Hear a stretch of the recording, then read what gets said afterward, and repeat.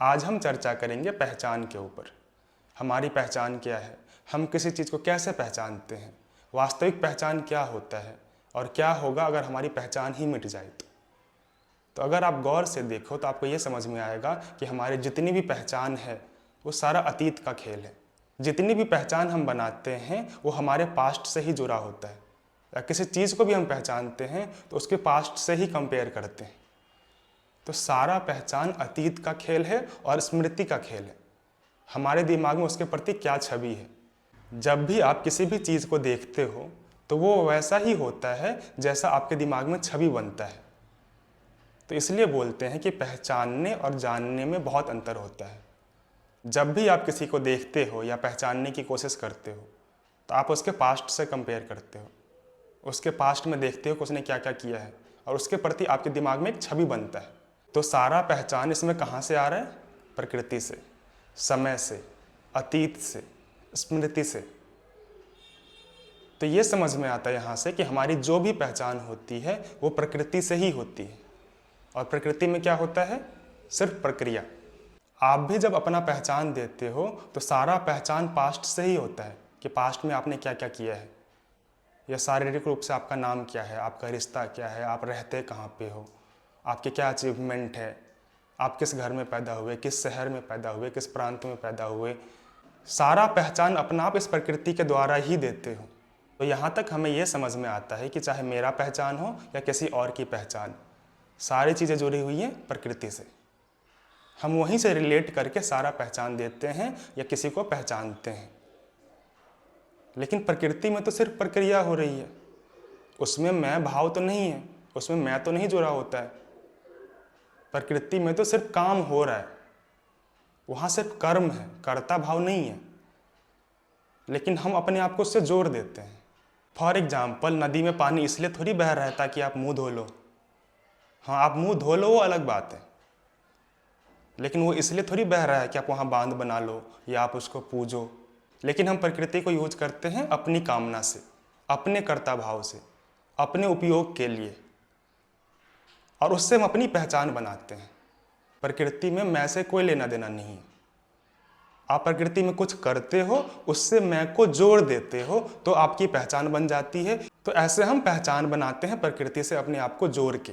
प्रकृति को आपसे कोई लेना देना नहीं है। आप ये थोड़ी कहते हो कि मैं बहता पानी हूँ, आप प्रकृति को यूज करके पहचान बनाते हो। जैसे चांद सुंदर है तो आपने अपना नाम चांद रख लिया, तो ये आपकी कामना है, आपने उस सुंदरता का यूज किया अपनी पहचान बनाने के लिए कि मैं सुंदर हूँ, क्योंकि चांद सुंदर होता है। तो हर जगह हम अपनी कामना से, अपनी उपयोगिता से प्रकृति को यूज करके पहचान बनाते हैं। ऐसा क्यों होता है? क्योंकि आँख जब देखती है बाहर तो वहाँ सिर्फ उसे प्राकृतिक गुण ही दिखाई पड़ते हैं, वो कुछ नहीं देखती है प्रकृति के अलावा, तो उसी से पहचान बनाती है। और सबका देखने का नज़रिया अलग अलग हो जाता है फिर, क्योंकि सब इस प्रकृति को अलग अलग तरीके से देख रहे हैं।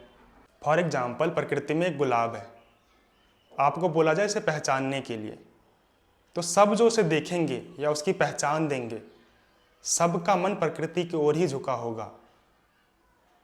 जैसे एक इंसान बोलेगा कि ये गुलाब लाल कलर का है, तो वो भी प्रकृति में ही देख रहा है, कलर भी प्रकृति के अंदर ही आता है।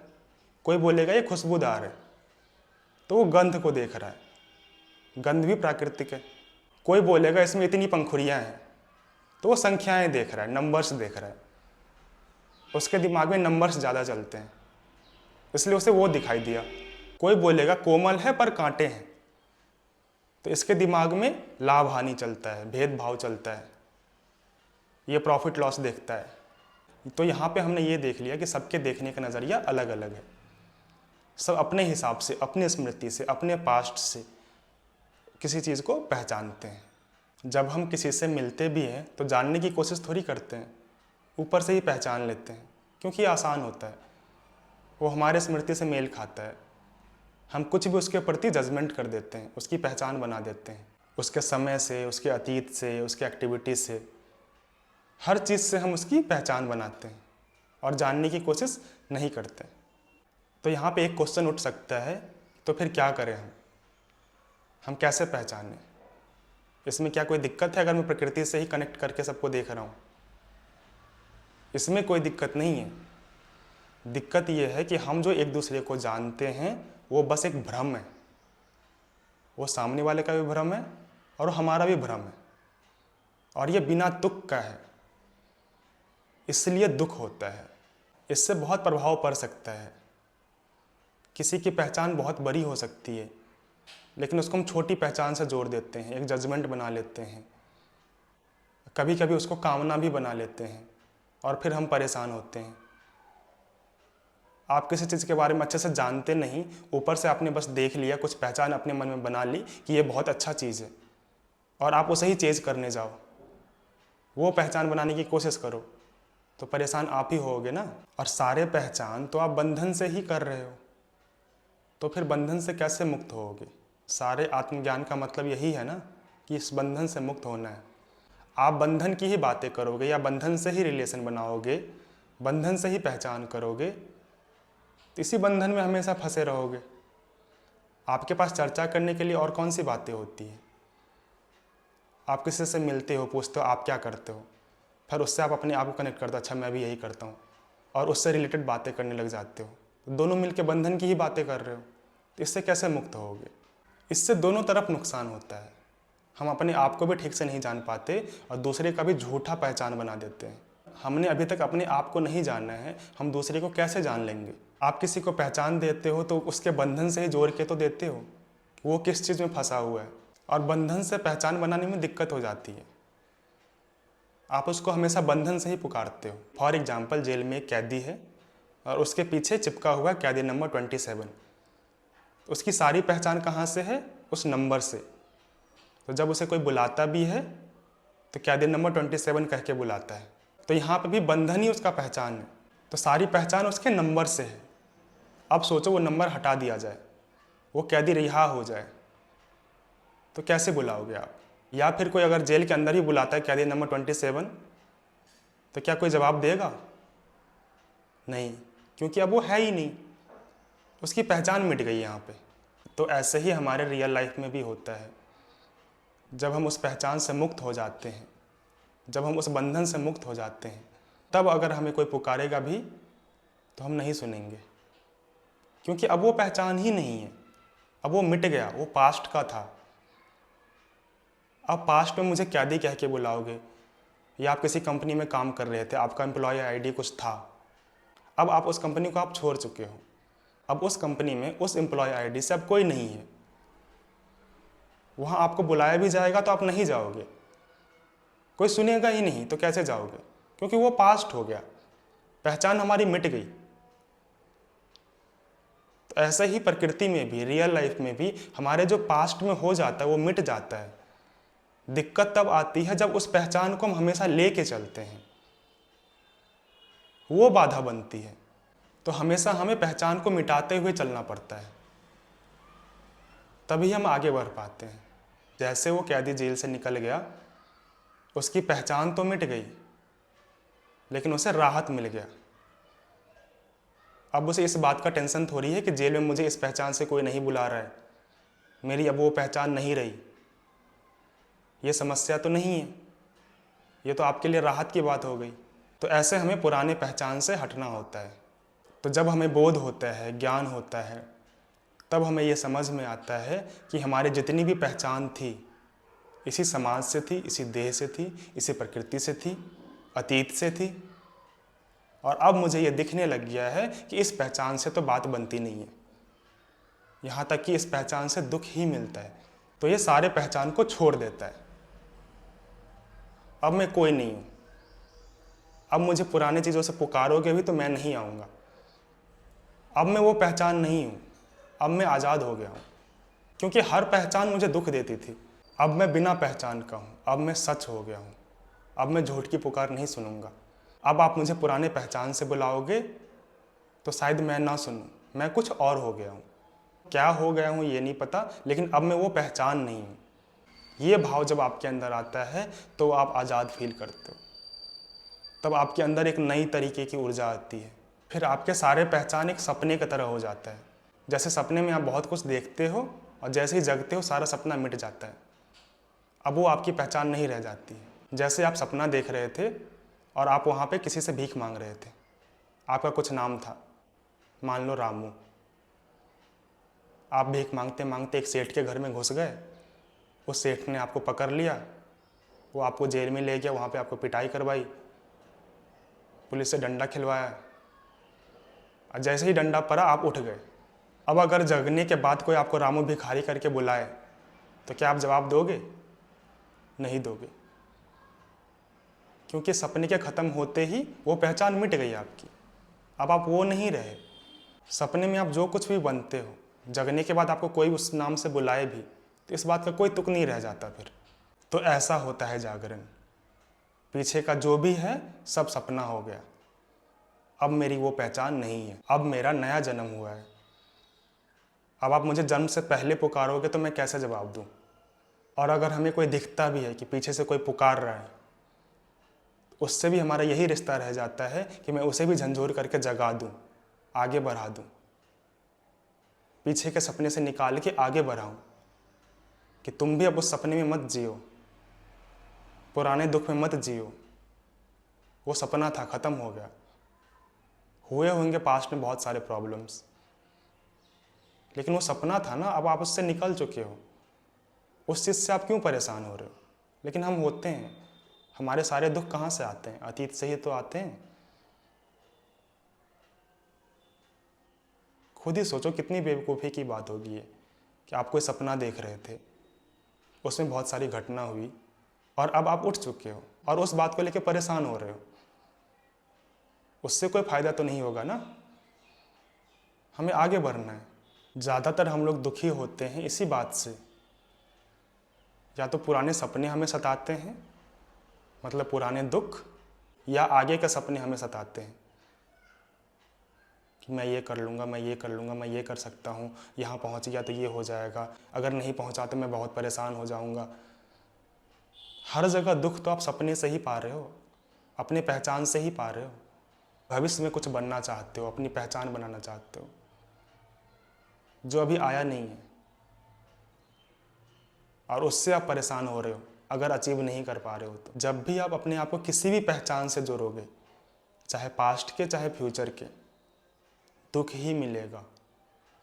इस दुख से हमें मुक्त होना होता है, हमें जागना होता है। सपने पे ही हमेशा बात नहीं करनी होती है। जैसे दो लोग सपने में हैं और नींद में ही कुछ बड़बड़ा रहे हैं, उस बात का कोई मतलब है? इस चीज़ को एक और चीज़ से कंपेयर करो कि कहीं पे कोई ख़राब काम हो रहा है और ये जगे हुए हो रहा है। दो लोग आपस में मीटिंग कर रहे हैं, उस कंपनी की ग्रोथ की बातें कर रहे हैं, और हो सकता है उस कंपनी के ग्रोथ से बहुत सारा नुकसान हो, प्रकृति का, हमारा, सबका। लेकिन वो दोनों बहुत गंभीर होकर बातें कर रहे हैं, सेल्स की, मार्केटिंग की, ग्रोथ की। लेकिन उन्हें ये नहीं दिख रहा है कि ये जाएगा कहाँ पे, इसका प्रभाव क्या पड़ेगा प्रकृति पे, हमारे ऊपर। तो वो दोनों भी तो नींद में ही बरबरा रहे हैं, उन्हें भी तो होश नहीं है। उन्हें ये थोड़ी पता है कि वो सारा काम बेहोशी में कर रहे हैं। और बहुत सारी ऐसी इंडस्ट्री है जो बहुत ख़राब प्रोडक्ट सेल कर रही है, लेकिन उसके जो टॉप एक्सपर्ट्स भी होते हैं, टॉप मैनेजमेंट भी जो होती है, वो भी जब उसकी ग्रोथ की बात करते हैं तो क्या उन्हें होश रहता है कि इससे क्या फ़र्क पड़ेगा? तो वो भी एक तरीके का सपना ही तो है। इसलिए बार बार कही जाती है कि सपने से बाहर निकलो, होशमंद होकर जियो। जो भी एक्शन कर रहे हो, जो भी काम कर रहे हो, देखो वहाँ पे प्रेजेंट होकर देखो, इससे किस पे क्या फ़र्क पड़ेगा, इससे क्या मेरी पहचान बनेगी, उससे हमें क्या मिलेगा, इससे दूसरे को क्या मिलेगा। कहीं मैं कुछ गलत काम तो नहीं कर रहा हूँ अपनी पहचान बनाने के लिए। जब आप ऐसे जिज्ञासु हो जाते हो तो एक प्रॉब्लम आती है, वो है अकेलापन का। जब आप अपनी सारी पहचान मिटा देते हो तो आपको हो सकता है अकेलापन महसूस हो।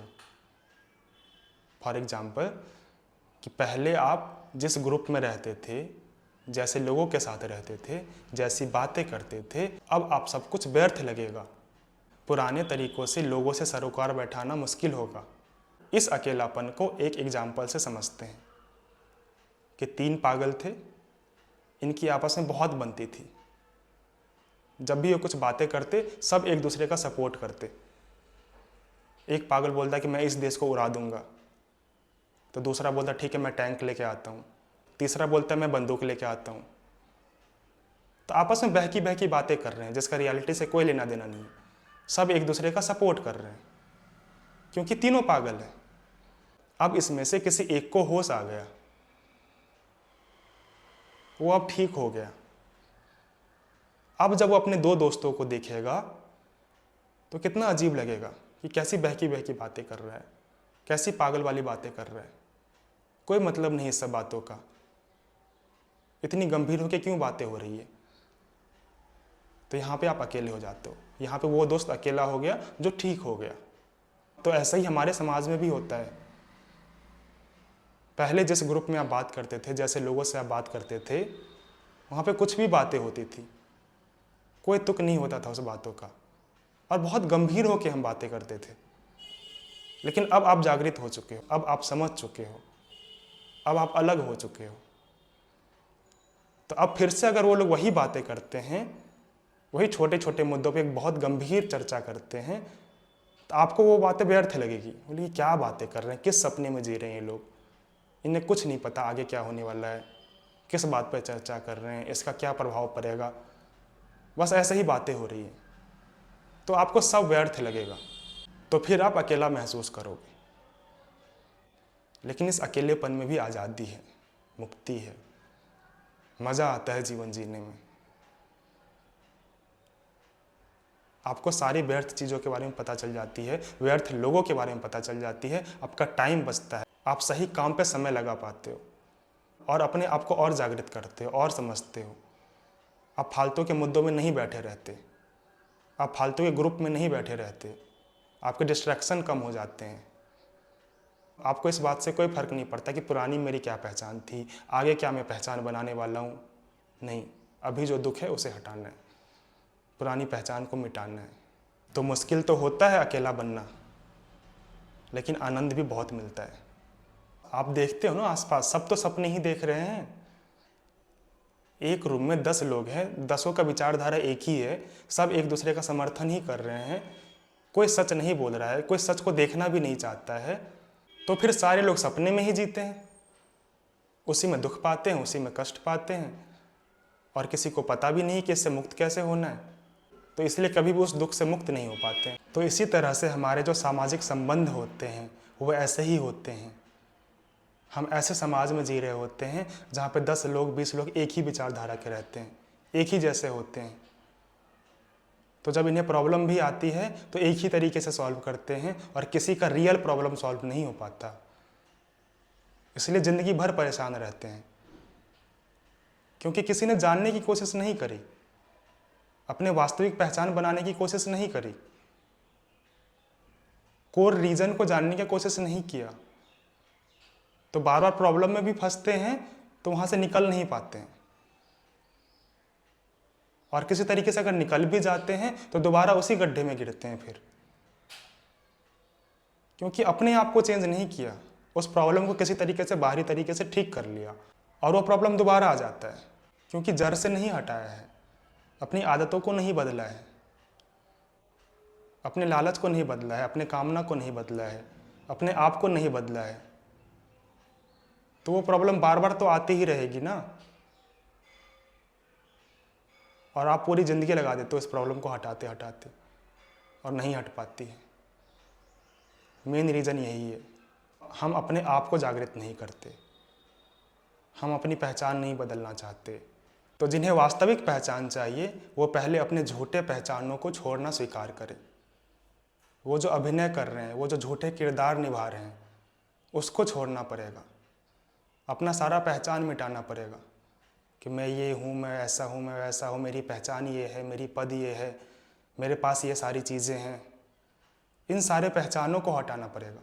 अभिनय करते करते आप सत्य तक नहीं पहुँच पाओगे, और इसका तरीका ये है कि सच्चाई की तलाश बंद करो, झूठ को खोजना शुरू करो, और ये खोजने की शुरुआत अंदर से करो।